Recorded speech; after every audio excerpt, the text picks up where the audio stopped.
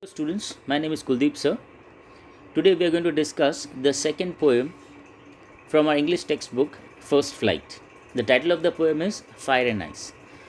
This poem is written by Robert Frost, a celebrated literary figure. Robert Frost is considered as a realist. Most of his poems, most of his writings are on the topics that he has derived from general observation in the real life.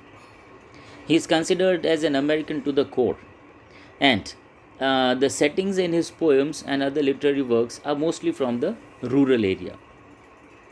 Now, let us begin by reading the poem, then we'll go for line by line explanation. Fire and ice. Some say the world will end in fire, some say in ice. From what I have tasted of desire, I hold with those who favor fire. But if it had to perish twice, I think I know enough of hate to say that for destruction ice is also great and would suffice. In the first stanza, the poet is discussing about the end of the world and what are the two ways in which he thinks the world is going to end. See, this whole poem comes out from the deepest emotions of Robert Frost. There have been so many speculations about the end of the world. You must have heard about so many prophecies. There are also various religious thinkings, religious ideas about how the world is going to end. In this poem, Robert Frost, from his own understanding of this concept, he comes to two conclusions, and he feels that either one of this is going to be the reason for the end of the world. So in first stanza, he is discussing that according to him, and according to the several people that he has met, some of the people that he has met and who he has talked to about the end of the world, he believes that some of them say the world will end in fire. Fire in the sense the world will end in destruction done by war, nuclear bombs, missiles and the like. On the other hand, some of the people say that the world will end in ice. That is because of mutual jealousy or hatred will eventually destroy the world. From what I have tasted of desire, I hold with those who favor fire. Now the poet himself, he holds himself in favor with those people who believe the world is going to end in fire. Why? Because in his life, he has seen what desire can do to human beings. From what I have tasted of desire means from what he has seen of desire among human beings. He has seen how desire makes human beings to go to extreme lengths to fulfill their wishes, their dreams, and their desires. So he believes that in this greed, in this desire of his, human beings will know no bounds, and one day it will lead to the end of the world. For example, there are certain countries in the world even today who are constantly trying to expand their borders, who are constantly trying to expand their economic reach, and in the process of making themselves number one in the world, they don't care about how it is being felt on the smaller countries or the smaller economies.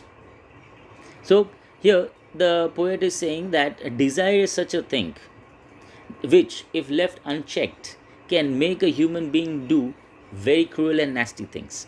So he feels that desire is going to be the reason how the world will end in fire, how ultimately it will lead to war among the nations, and how eventually the earth would be destroyed. Now stanza 2. But if it had to perish twice, I think I know enough of hate to say that for destruction ice is also great and would suffice. So he's saying that if somehow the world had to perish, if somehow the world had to be destroyed a second time, suppose it did not get completely destroyed in the first time, and if it had to be destroyed a second time, then he says that he knows enough of hate to say that for destruction, ice is also great. He says that for destruction purpose, ice also is great. The hatred that people have for one another, the coldness that people have for one another. Ice here signifies jealousy, signifies hatred that people have for one another. This hatred and jealousy stops them from becoming good human beings. And this hatred eventually it will take on the form of ice, and all the people would become so careless to each other's needs that it is going to have a destructive impact on the globe. Today we have seen, okay, in our mad race for development, most of the countries, most of the people in this world do not care about the impact on the environment. Global warming, rising sea levels, okay, the reduction in forest areas, all this shows that people, they just want to make themselves better. They just want to prove themselves that they are better than other countries. They want to move ahead in the race for development, and also out of hate they are not taking any steps. You must have seen that in the world there have been several issues among the countries about sharing of resources, about sharing of copyrights and patents and other such things. Okay, so this hatred, this jealousy stops human beings from helping one another, and this hatred will eventually stop all the human beings from uniting for the greater good, and it will eventually lead to the destruction of the ice.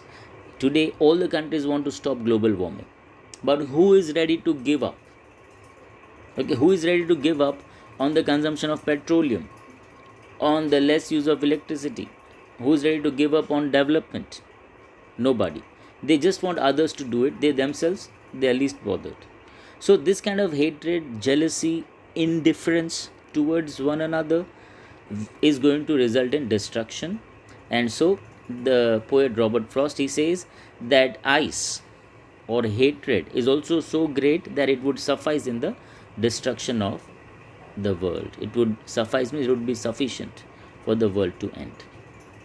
So that was a summary of the poem Fire and Ice. It's a very short but very interesting poem by Robert Frost. Thank you.